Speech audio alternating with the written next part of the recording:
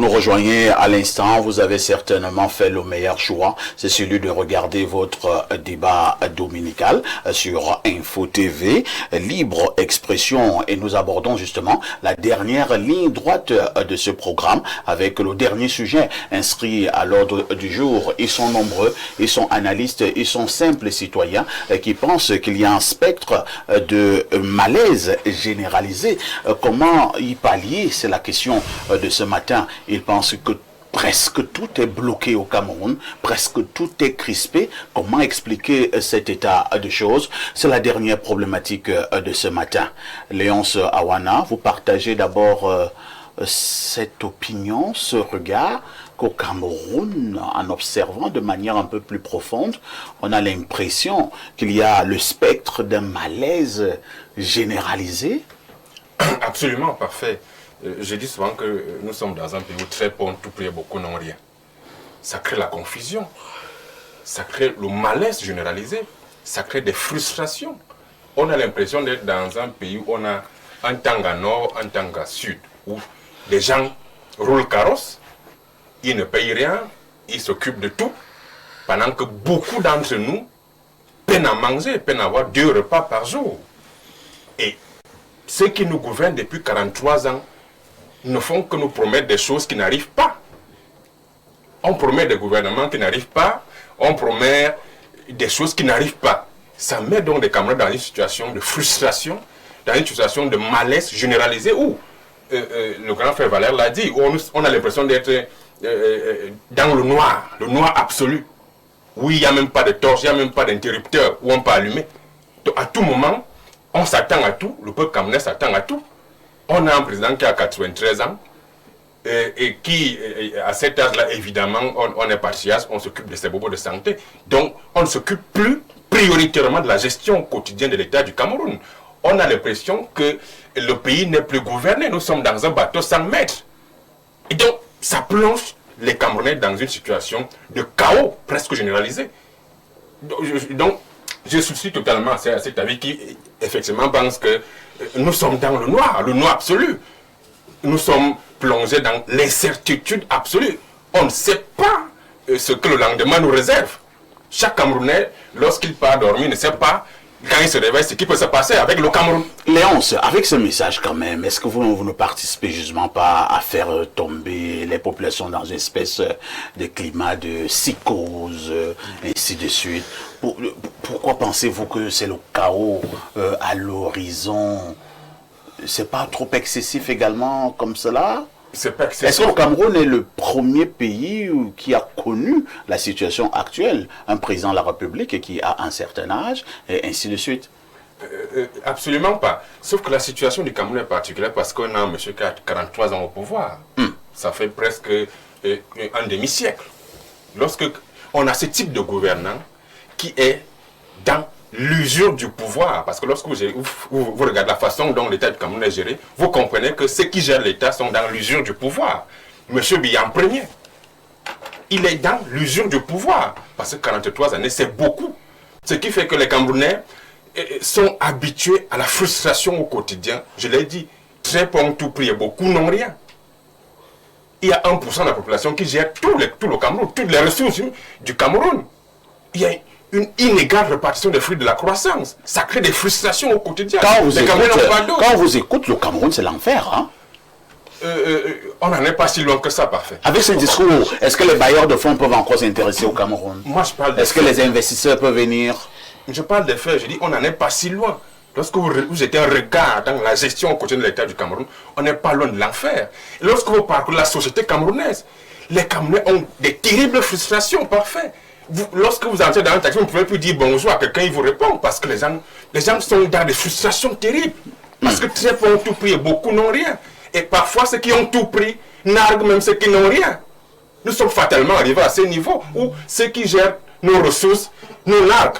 Des gens qui roulent dans des véhicules de 80 millions, qui ne connaissent pas qu'il y a des secousses, qui ne connaissent pas que la route n'est pas bonne. Parfois, certains viennent découvrir que les routes ne sont pas bonnes à la 90e année lorsqu'ils ont 80 ans, 90 ans. Alors qu'ils sont au pouvoir depuis 40 ans. Ils ne savent pas que les routes ne sont pas bonnes. C'est lorsqu'ils décident de prendre la route, à 90 ans, qu'ils se rendent compte que la route n'est pas bonne. Vous voulez parler de qui? Je ne sais pas trop. Mais il y a un monsieur là, il est responsable de quelque part. Il avait C'était un homme en tenue? Non. C'était? Il avait pris la route et puis il s'est rendu compte à la fin que la route n'était pas bonne. Très bien. Le docteur colonel Badjek, Léon a essayé d'énumérer, hein. Les autres pourront également énumérer. Le taux de chômage a atteint des niveaux les plus inquiétants, la misère ambiante, les problèmes d'examen scolaire, l'admission au niveau des concours administratifs, l'eau, l'électricité, et on peut en citer jusqu'à demain matin. Tout ceci confirme le spectre d'un malaise généralisé. Bien, le problème, c'est que certains peuvent avoir la démagogie de ne pas considérer qu'il y a un malaise. Bessa a parlé tout à l'heure de ce tunnel, de ce noir. Moi, j'ai dit comme ça, j'ai mis, ouais, il faut une torche. Et c'est justement cette torche qui n'existe pas pour le moment. C'est comme si la vie nationale avait admis fondamentalement un hiatus, c'est-à-dire une interruption.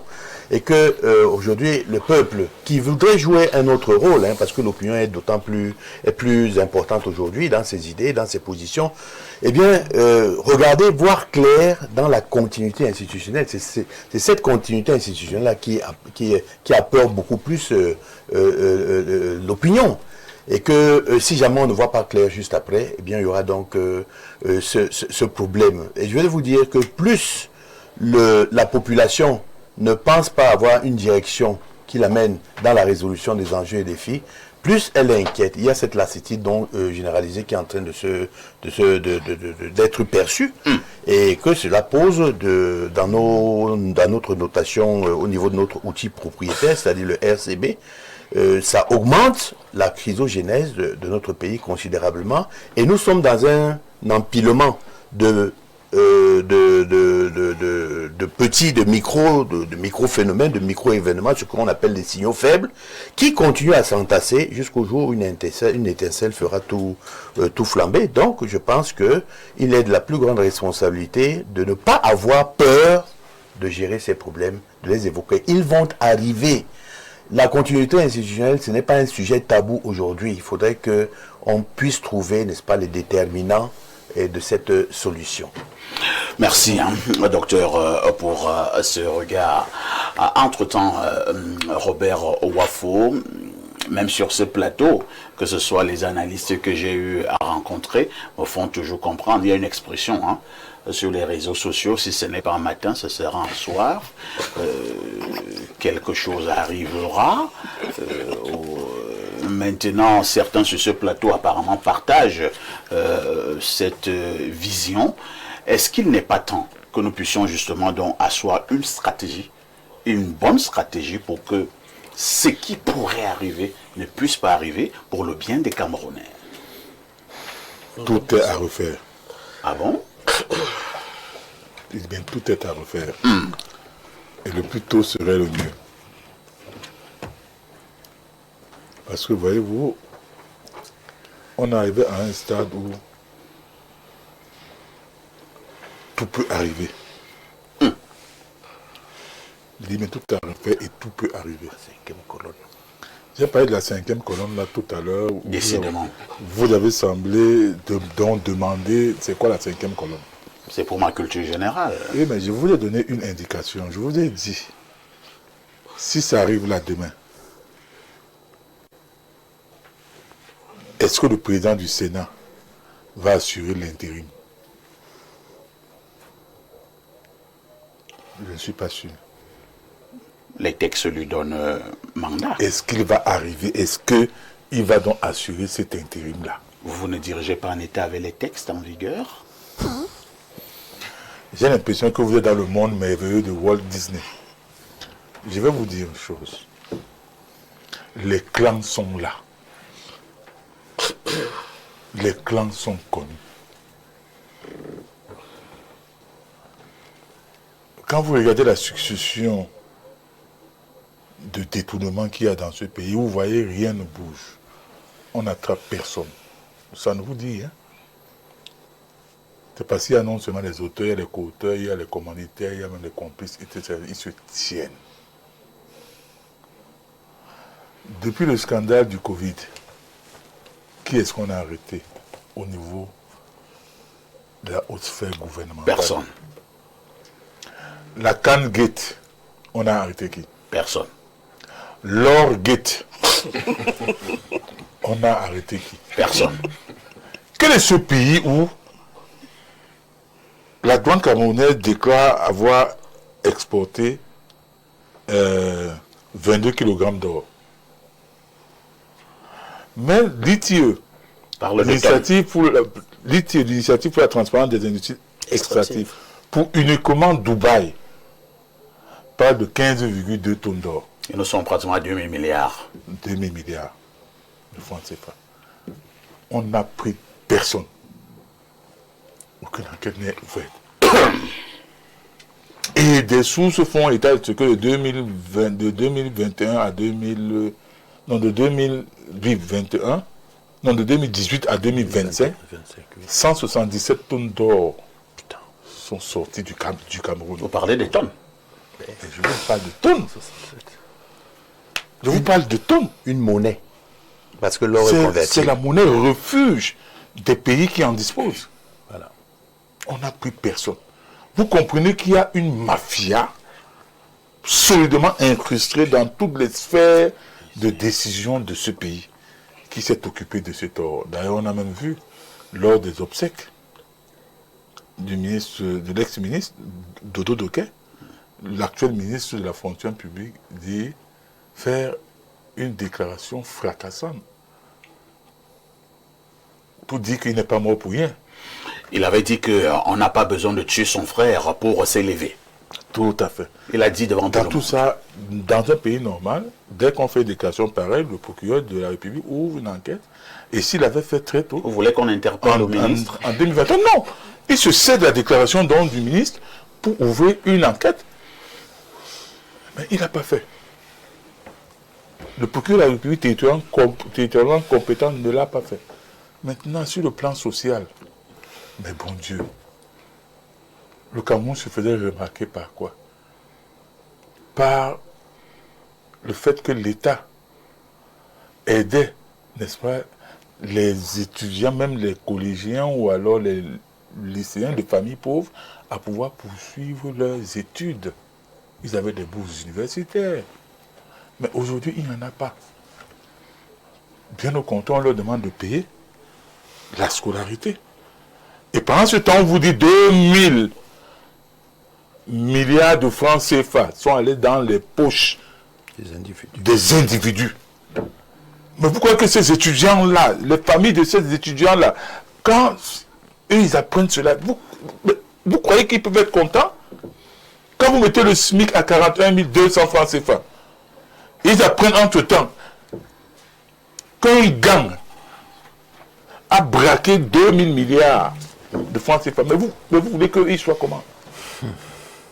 Quand vous finissez vos études, vous n'arrivez pas à trouver du boulot. Et pendant ce temps, vous entendez que les gens ont détourné 2000 milliards de francs CFA. Vous savez comment? Et regardez, je reviens, n'est-ce pas, au niveau du gouvernement. Vous croyez que ces ministres eux-mêmes sont sereins? Vous avez un président de la République qui, depuis le 31 décembre 2025, réitéré le 10 février 2026, proclame que le gouvernement sera remanié. Dans les tout prochains jours. Jusqu'à présent, il ne fait rien. Vous croyez que c'est quoi? Ce sont ces clans qui l'ont paralysé. Il n'y a rien à faire.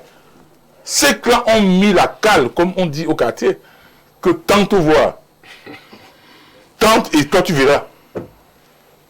Sinon, qu'est-ce qui peut justifier que le président de la République a utilisé près de 500 ministres? On parle de 493. Qu'actuellement, ils sont incapables de faire un remaniement. Avec tous les signaux qui sont au rouge. Le président était encerclé. Mais il n'a pas dit ça. Ah bon? Mais vous parlez de quoi? Quand on parle des clans, vous croyez que c'est quoi? Les clans ont neutralisé. C'est pas excessif? C'est pas excessif. C'est lui le président. On ne peut pas, dans un pays, détourner 2000 milliards, c'est-à-dire tout le monde le voit, et vous êtes président de la République, on n'ouvre aucune enquête judiciaire sur cette affaire. Vous parlez même de quoi là au juste? On détourne les fonds d'un Covid, les individus s'enrichissent sur la détresse des compatriotes. Le président de la République ne dit rien. Très bien. On détourne les chantiers de la canne. Le président de la République ne dit rien. Mais il faut comprendre, moi la déduction que moi je peux faire, c'est que ils l'ont neutralisé. Merci. Parce que faire un remaniement, c'est quoi? C'est s'asseoir, coucher ça sur un papier, envoyer un homme de confiance, aller à la télé. Parce que même pour ce remaniement-là, et même pour ce remaniement-là, je vais vous dire une chose. S'il publie, si par extraordinaire, il fait un remaniement, et qu'il publie comme il a l'habitude de le faire, c'est-à-dire il envoie des gens. Il y a des ministres qui vont dire qu'ils ne partent pas. Vous êtes sérieux là? Il y a des ministres qui vont dire que ce n'est pas lui qui a fait ce remaniement. On va émettre des doutes. Oui. Il y en a qui vont dire qu'ils ne partent pas. Merci Robert Wafo. Il y en a qui diront ça ne peut pas être lui. On va repasser Nous, la on ne bouge parole. pas. Et chacun maintenant ira au niveau des FDS, c'est-à-dire des forces de défense et de sécurité, alerter les proches. Et il y a un devoir donc devenir ce qu'on a jamais voulu voir. Non, David et Non, laissez David mon colonel. On a compris. Écoutez, colonel, c'est tel que ça se présente là. Je vais vous dire, ça c'est pour chuter. La guerre qu'il y a eu en Côte d'Ivoire, les gens ont fait semblant d'ignorer les origines de cette guerre. L'origine de cette guerre date de Houphouët-Boigny, quand il était vieux. Ça se signalait des tas. La Côte d'Ivoire, c'est la Côte d'Ivoire. Écoutez, Et le Cameroun reste le Cameroun. écoutez, on a vu cela, on en parlait en Côte d'Ivoire comme nous on en parle ici aujourd'hui. Merci. Mais quand il est parti, vous avez d'abord vu, là, donc pour annoncer c'était difficile. C'est compris. Ensuite on a annoncé, David Eboutou. et qui devait succéder, il y a eu des problèmes. Donc vivement que le président de la République, n'est-ce pas, tranche cette affaire, qui nomme un vice-président, qu'il fasse le remaniement. Vous l'avez dit. Même comme je ne m'attendrai à rien. Mais au moins David que je suis Eboutou, d'accord qu'il le fasse. David Eboutou, de plus en plus dans ce pays que l'on appelle Cameroun, ils sont nombreux qui évoquent cet aspect des choses, aspect évoqué encore par Jean-Robert Wafo.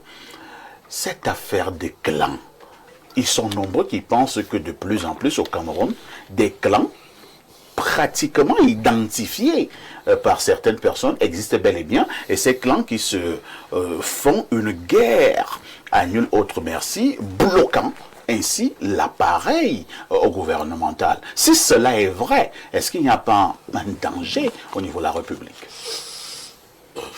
La vérité, c'est que nous avons longtemps travaillé sur cet aspect dans le mouvement que je coordonne, le CPF 2025. C'est d'ailleurs ce qui a motivé le positionnement politique que nous avons pris à l'occasion de cette présidentielle. Nous avons dit, parce que les Camerounais ne lisent pas beaucoup, malheureusement, nous avons motivé notre choix de soutenir le président en lui proposant un certain schéma. Nous avons parlé à l'intérieur de mandats chantiers qui devaient basculer vers un mandat transitoire. Pourquoi? Parce que nous nous inscrivions déjà sur une perspective empirique et une perspective pragmatiste. Je m'explique. Vous parlez de clan. Nous ne sommes pas des Tchadiens, nous vivons au Cameroun. Donc nous connaissons, nous entendons des choses, nous voyons des choses. Et effectivement, il n'y a pas à mettre des pointillés. Il y a effectivement aujourd'hui des clans dans notre pays qui s'organisent dans le sens de prendre effectivement le pouvoir. Vous les avez identifiés, David? Oui, mais écoutez, nous sommes des analystes. Le premier clan, c'est lequel? Écoutez, on peut donner quelques signaux. Vous savez très bien qu'aujourd'hui, au niveau de la présidence de la République, il y a un clan là-bas. de positionnement de ce côté-là qui s'organisent autour d'un certain nombre de fonctions. Vous appuyez sur quoi? Je ne vais pas le nommer, je suis un analyste et je le fais. Et quand je le dis, il y a donc... c'est d'ailleurs pour cela que je peux trouver, on peut m'en excuser, un peu naïf ceux qui pensent que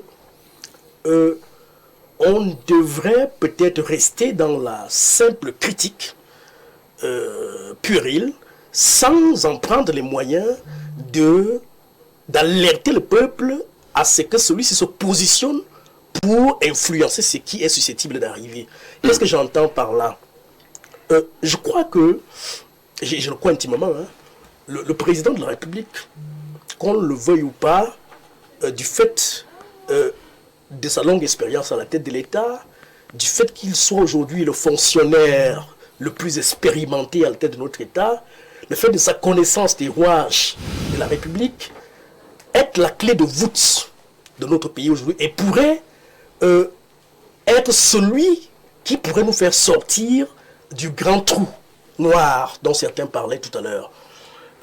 Et c'est pour cela que je crois qu'un petit sursaut de sa part pourrait venir dissiper justement les intentions malveillantes des uns et des autres qui s'organisent ici et là. Quand je parle de s'organiser, nous on n'a pas d'argent, vous savez très bien qu'il y a des gens qui ont des fortunes de guerre. Vous parlez tout à l'heure de 2000 milliards qui se sont évaporés dans la nature, bon Dieu. Vous imaginez très bien 2000 milliards, ça peut se retrouver où? Puisque Dubaï dit qu'il n'a pas vu ce type de montant, ça se retrouve dans où? Forcément entre les poches de quelques individus. Et qu'est-ce que cela pourrait financer dans la logique de la captation du pouvoir? Faisons ce type de lecture-là. Donc, en réalité, quand ces gens-là pourront se déchaîner pour capter le pouvoir, ceux qui en souffriraient, c'est le petit peuple. C'est nous autres.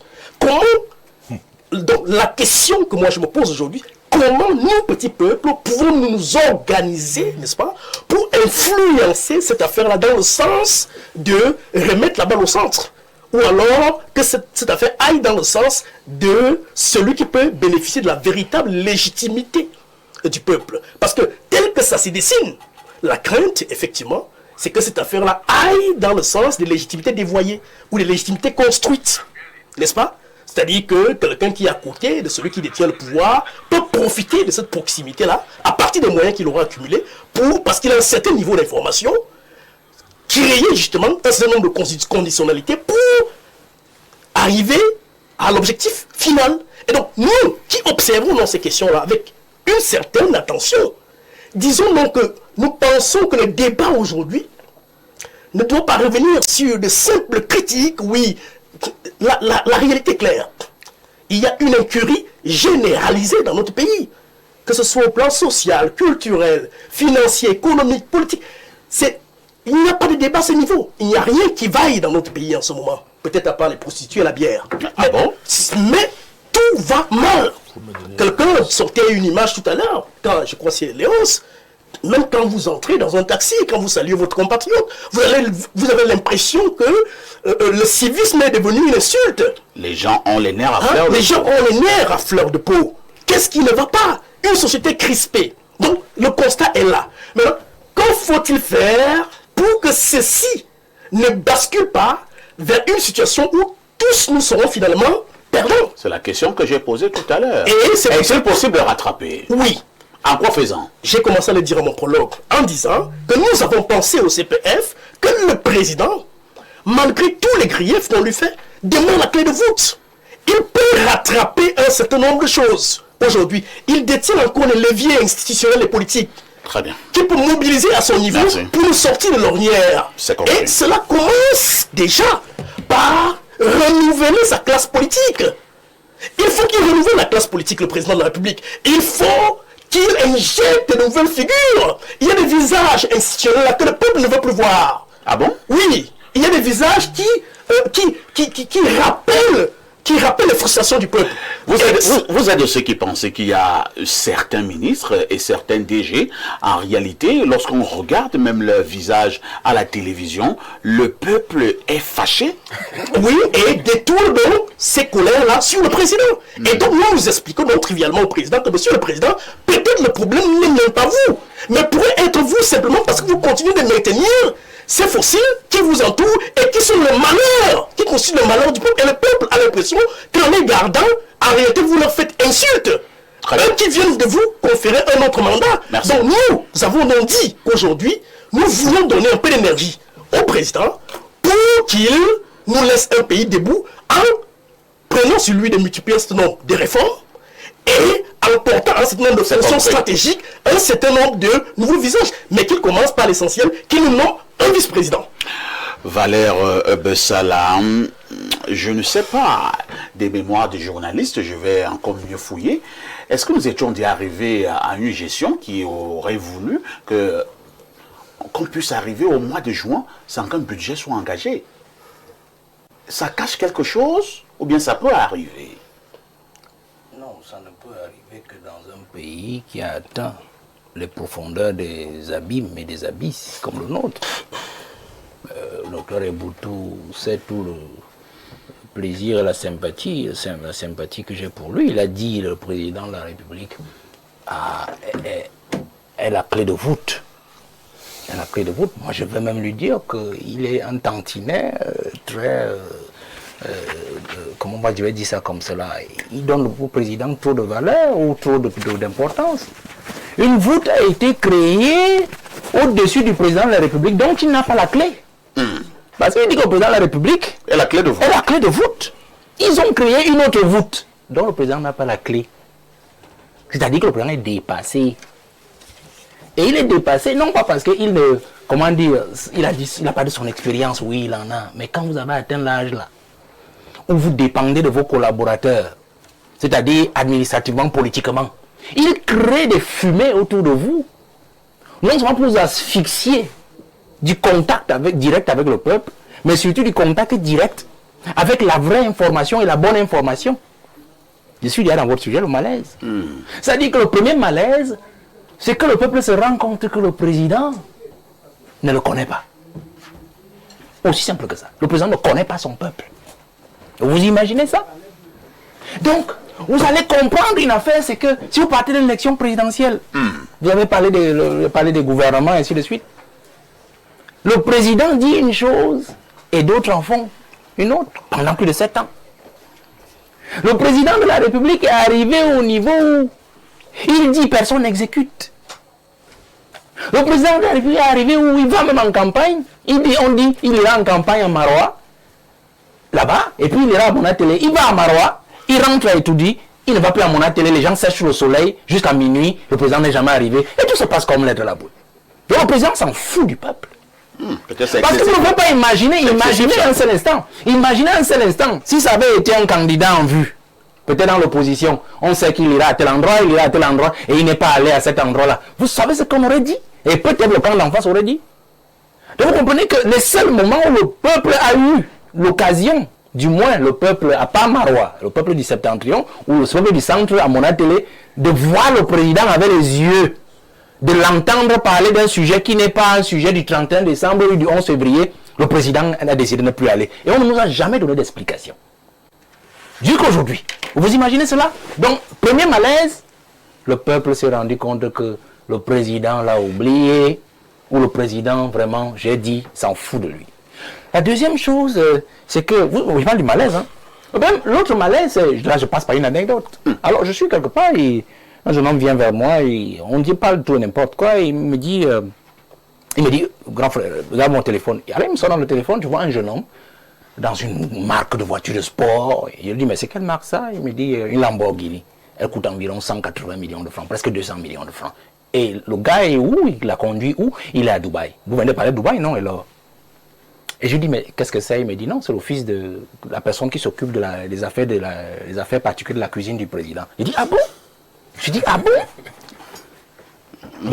Bon, il ne m'a pas dit ça comme ça, c'est moi qui vous dis ça comme ça pour que votre télévision reste debout. Nous espérons que vous avez des éléments de preuve. Bon, vous savez de quoi j'ai parlé, moi je ne sais pas de quoi moi j'ai parlé.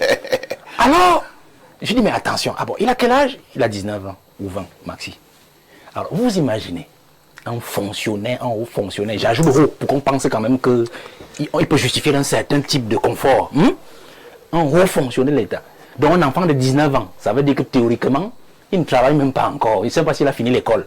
Il est à Dubaï, dans une voiture de presque 200 millions de francs, il roule dedans. Dites-moi même que c'est une voiture de location, on lui prête ça comme ça. Imaginez ce que son père a comme fortune. Parce qu'on parlait de 2000 milliards et plus. Son père fonctionnaire, il n'est pas un homme d'affaires. Bon, oui, on a appris quand même qu'il crée des affaires un peu partout. Encore que c'est encore dans le pétrole du pays. On ne sait pas comment. C'était le code du pétrole. Je crois que M. Léon a parlé tout à l'heure. Que le code pour avoir assez au pétrole du pays, créer des entreprises, et ainsi de suite. D'autres ont le code de l'or pour... voilà. Mais lui, il a un enfant de 19 ans. Voilà un autre malaise. C'est-à-dire que ces gens, ils narguent le peuple camerounais. Et ça a déjà atteint comme une schizophrénie, comme une maladie. Même chez les enfants. Personne ne se cache plus. Vous voyez?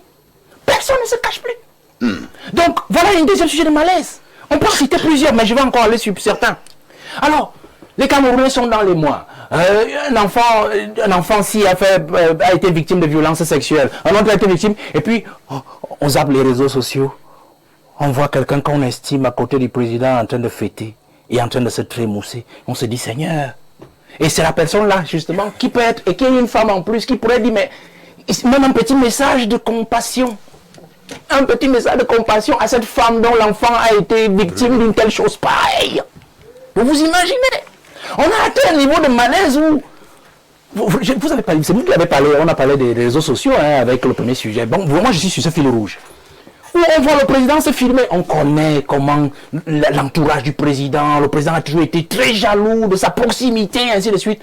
On voit un mec avec des cheveux comme des gens que nous chassons dans les quartiers là, qui nous vendent, qui vendent du tabac et du joint à nos enfants. C'est à côté du président et les choux gras dans le monde entier. On s'est dit, est-ce que Paul Biya vraiment, quand il était encore lui-même, pouvait accepter qu'un individu pareil, qui ne reflète pas l'éducation qu'il a voulu pour le petit Camerounais de ce pays, l'approche?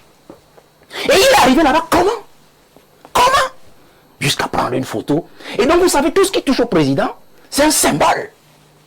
Parce que quand un enfant, il récite Paul Biya depuis sa naissance à l'école maternelle, primaire, ainsi de suite, on dit Paul Biya c'est le modèle, c'est le président. Et puis il ouvre le téléphone, il voit un individu pareil à côté du président. Attends, moi si je peux mettre les locks et arriver au pas du président, et être débraillé comme ça, et toucher. Et un autre même d'ailleurs, à l'anniversaire du président, tapote le président dans le dos. Oh Seigneur. On a atteint ce niveau de malaise. Monsieur, papa ici, moi je laisse mes histoires d'or, de ceci, de cela, c'est trop gros. Je montre les symboles dans lesquels nous sommes déjà arrivés, parce que le président atteint cet âge-là qui n'est pas mauvais pour un être humain normal. Nous souhaitons la vie à tout le monde. Très bien. Mais dans la vie du pouvoir, l'exercice du pouvoir, il y a un âge quand on l'atteint, il faut qu'il reflète davantage les valeurs et les vertus. Alors, je sors par un dernier malaise, parce qu'il y en a tellement, on peut en citer jusqu'à demain. L'autre malaise, c'est que il remonte sur Paul Biya lui-même. Biya âgé, on voit qu'il a des malaises de son âge. Pourquoi il ne fait pas comme Ahidjo? C'est-à-dire? Ahidjo a démissionné.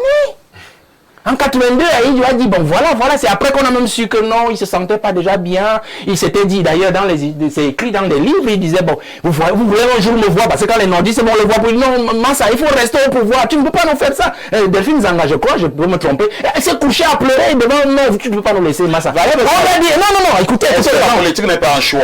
Ça, c'était une option d'Ahidjo. Et le président Ahidjo dit, donc vous voulez me voir tomber un jour parce que je garde le poste. Là, je venais de paraphraser pour dire, en fait, que il y a une sagesse dans l'abdication.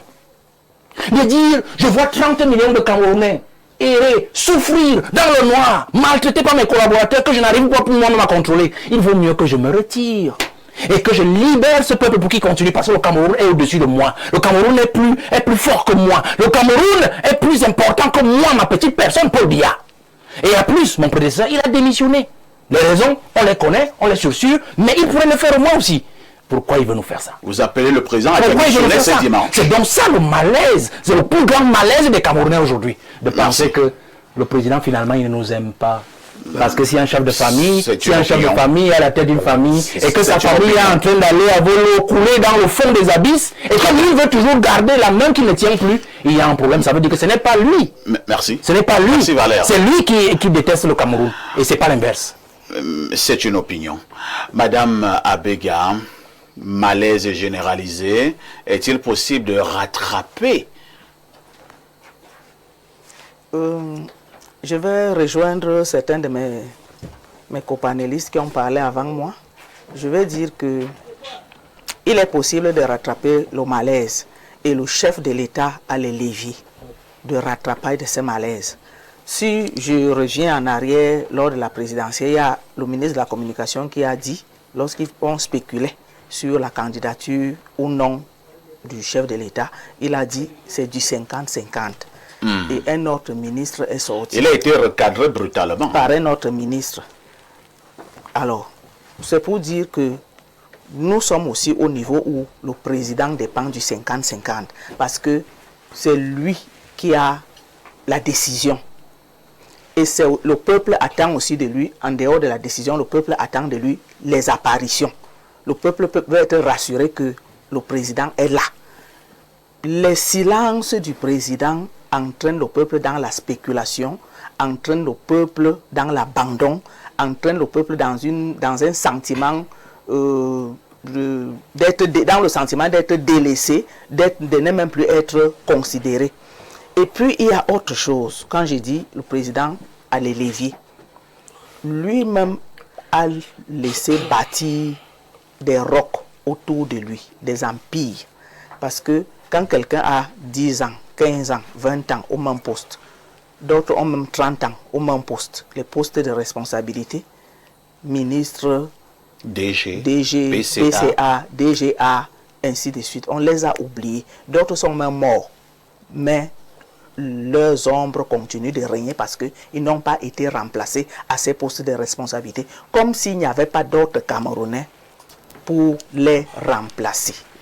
On se retrouve donc dans une administration, dans un pays où d'autres ministres se retrouvent en train de donner les ordres à d'autres ministres. Ou alors d'autres ministres se trouvent en train de donner des ordres aux administrations rattachées à d'autres ministères de tutelle.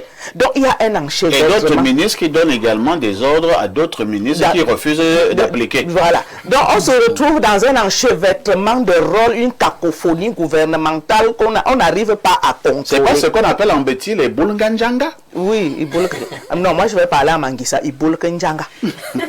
Donc je veux dire qu'on se retrouve dans cette cacophonie-là. Et le président de la République a le remède, il a la solution. Donc, nous attendons qu'il réagisse. Très bien. Parce que lorsque les silences sont prolongés, le peuple rentre dans la spéculation.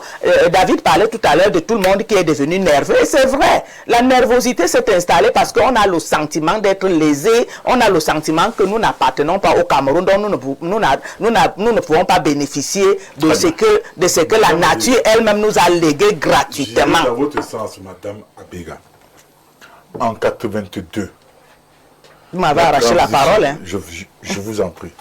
La transition entre le président et le président Aïdjo s'est bien passée parce que à cette époque-là, les ministres n'étaient pas des multimilliardaires. Donc même ceux qui contestaient n'avaient pas la possibilité de passer à l'acte. Mais aujourd'hui, 10 secondes, je veux 10 secondes. Aujourd'hui, ces clans-là qui s'activent dans la perspective du grand soir ont des moyens de guerre. Il faut le dire. Donc ce sera compliqué. C'est pour ça que je dis... Vous avez des éléments de preuve. Mais comme Badé a dit, c'est 2000 milliards d'avant. Peut-être c'est disséminé. Entre le Cameroun et Dubaï. Ça va coûter quoi? Merci. Hein. C'est pour ça que je dis le président de la République gagnerait à clarifier les choses pendant qu'il est encore là. Il nomme un vice-président, il fait un remaniement, et surtout il nomme un vice-président parce que c'est très important. Parce que si pas sans désigne un vice-président, le pire est à craindre et pas à souhaiter. Justement, pas l'apologie du pire sur ce plateau, mais je vous propose ce dernier reportage de la semaine. Il s'agit de ces pèlerins justement camerounais qui viennent de la Mecque et qui sont allés prier pour le pays. On a la nette impression